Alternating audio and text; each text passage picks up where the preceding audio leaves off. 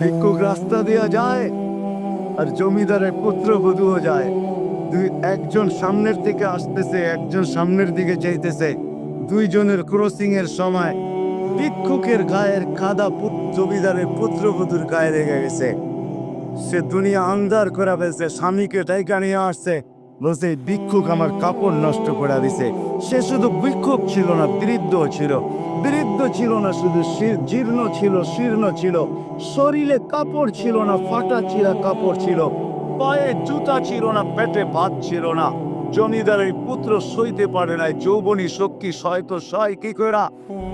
তার স্ত্রীর গায়ে ভিক্ষুকের কাদা, বস সমগ্র শক্তিকে হাতে একত্র করা বৃদ্ধের কালে বসায়। বৃদ্ধ কিচ্ছু বলে নাই, শুধু উপরের দিকে তাকায় দুই তিনটা শব্দ উচ্চারণ করছেন। শব্দগুলা হলো ইয়া মাল্লাহ, তারা হলো ওয়ুন, ও আল্লাহ চোখে দেখা যায় না। ও তারা কুল্লা শাই, তুই সব দেখিস। ফারা তারা মা বি, তুই কি দেখিস না আমার সাথে কি ঘটতেছে, এটা কি দেখিস না? বলতে দেরি যুবক, মরতে দেরি হয় না। জমিদার চলে আসতে প্রতিশোধ নিবে। বৃদ্ধের একদিকে মুস্কি হাসি, একদিকে বলতেছে প্রেমের খেলা এমনই হয়।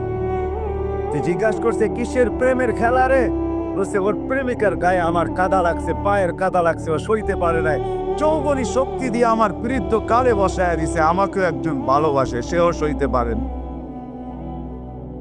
সেও সইতে পারে না। ও তো থাপ্পড় দিয়া ক্ষান্ত, সে গান নিয়ে নিছে গান।